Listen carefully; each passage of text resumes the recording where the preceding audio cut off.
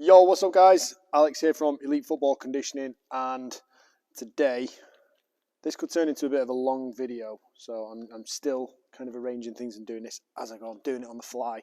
Now, I want to talk to you about the hip flexors. So, key muscle group, combination of muscles, group of muscles that work together to help generate flexion at the hip. So, bringing the femur, bringing the thigh bone a little bit higher, closing the angle at the hip here.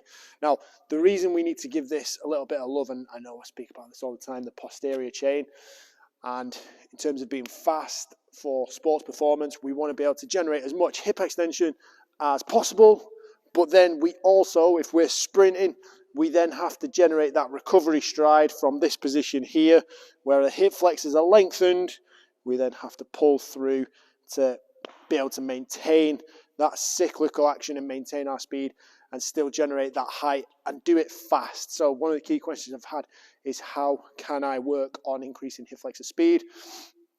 Ultimately, that speed is going to come down to your overall patterning and that cyclical movement that you generate through the hips.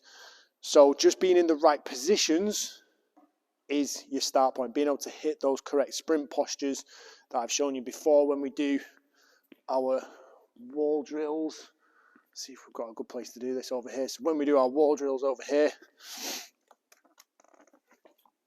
and we're leaning in, being able to hit the optimal angles there to then generate that downward force into the floor and push back. So punching the knee through, being able to snap that through and do it quick. You notice this position here, I'm still in hip flexion, but I'm not wasting energy by bringing it too high and going too far with that range at the hip. So here my foot's really high off the floor. As soon as I push down, I'm striking down, and because it's further down, it takes longer as it is, but also it's more downward force that's going to push me up rather than help me push back into the floor and essentially get that hamster wheel spinning beneath me. So being able to hit those correct positions is crucial for the start point. Now, the other main factor when it comes to your hip flexors is being able to maintain correct posture, not just while sprinting or accelerating and in drills like that, but whilst in a standing position. So if you look at my hips here, I'm not wearing the best colours against the black wall, am I? But if I was to go with an anterior tilt and basically stick my bum out, a bit like a duck, that's going to help lengthen the hamstrings and lengthen the posterior chain, and it's shortening the range at the hip here. So this is typically a posture that we see where the hip flexors are short and very overactive. So if I was to exaggerate that, it's almost this position here. So the angle at the hip is closed, the muscles down the back are extended and working overtime, and that's where if you feel a bit of tension in your hamstrings from now and again, and then you decide to go and stretch it, they're already on stretch, they're already tight, and all you're doing is pulling them tighter and tighter and tighter. So what we need to do is help rebalance it. So being able to stretch them out, extend through the hips, squeeze the glutes, push the hip through, and tilt your pelvis underneath you into more of an anterior tilt. That's going to then help create a little bit better balance through the core, which, by the way, make a note of this, is a key part of the hips being able to function properly. If you've got strong core musculature, that's going to help carry through into the hips. Any force that you get from the ground has to travel up through this way as well. So everything has to be on point. So if we can create the correct balance, so if we're not too tight through the hips, and equally if we're not too tight through the posterior chain and walking around like this, which you very rarely see, that's going to help us function better as an athlete. We're going to get better angles, better stride patterns, be able to push more force into the floor. Now, assuming we have got that, a couple of key ways that you can look to target and build that hip flexor strength. So because its key job is essentially pulling your leg up off the floor and interacting with that core musculature and those subsystems that run through, it's not actually got a great deal of work to lift. So if you think about the exercises that you would typically perform and the resistance it's working against, it's typically absorbing a lot of force through here, and it's not necessarily picking up a lot of force off the ground. However, when we are sprinting and when we're moving quickly, it has to move fast, and the leg is going to be working, generating a lot more force through that joint than it would otherwise get. So, for instance, if you're walking, just your normal stride pattern, as you take that forward stride, you're going into hip flexion, you are working the hip flexors. What we need to do is mimic the angles and the speeds that we can expect from sport, hence specificity of training. So a key factor and a fundamental principle of any part of a program, being able to work, hit that 90-degree angle, and if you can, pushing fast. I'm actually working against quite a heavy band here, so what I'm actually getting here, because the band is heavy and we're pulling to the angles, this leg, the standing leg, has to stabilize, the glute has to be on, the abductors are working, and we're creating a load of stability through the lower leg complex as well. So it's getting that whole movement dialed down, and you can work that with a band. You can work it in a leaning forward acceleration position, similar to the wall drill I showed you before. You can work it, as I've done previously, with a kettlebell off the edge of a box. I don't think I've got a kettlebell over here. Let me see if I can run and grab one. You can work with a kettlebell off a box.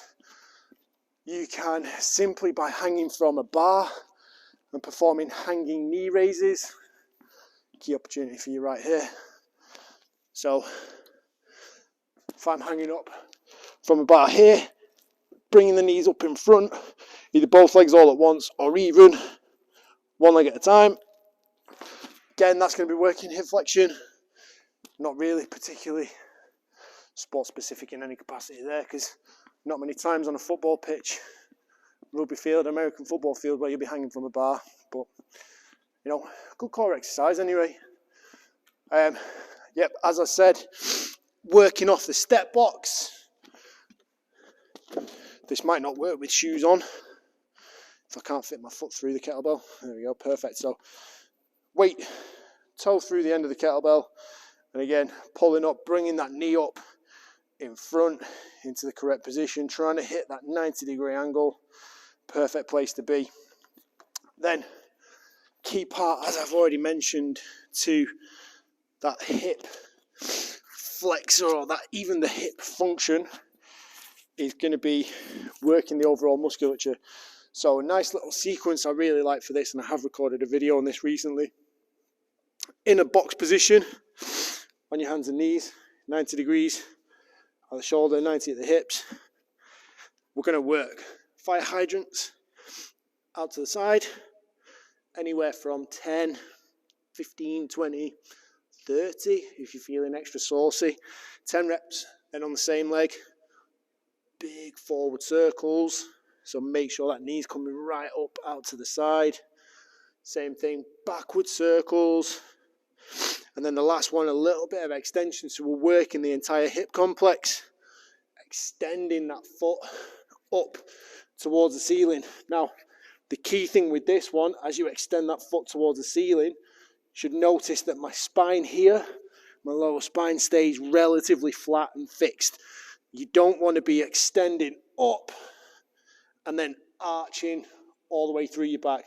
You want to keep it solid and then push from the glute. As soon as you feel that muscle's contracted as much as it can, that's your finish point. You don't need to be doing that and actually getting it right up, back over your head, or right up to the ceiling. So have a little play around with those things. Another one that I quite like, if you were just sat seated, you could have a kettlebell. Let me get one, because I do have one. If we pop a kettlebell just to the side, sit as upright as you can, so that 90-degree angle at the hip, and the more flexion you're in means that the hip flexors are maximally contract, and then you're just going to bring that leg up and over either side of the kettlebell. That's going to be quite fatiguing. That's going to hit them really, really nicely. So just because the hip flexors are short, overactive, doesn't make them strong.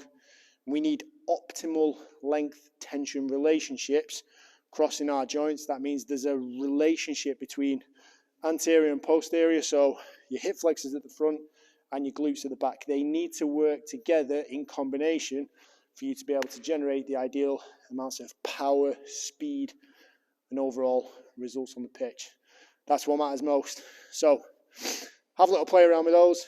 If you've enjoyed this video, make sure you give it a little like, save it, subscribe. Ask me any questions if you're a bit unsure of anything, and keep working hard. I'll be back. See you again soon.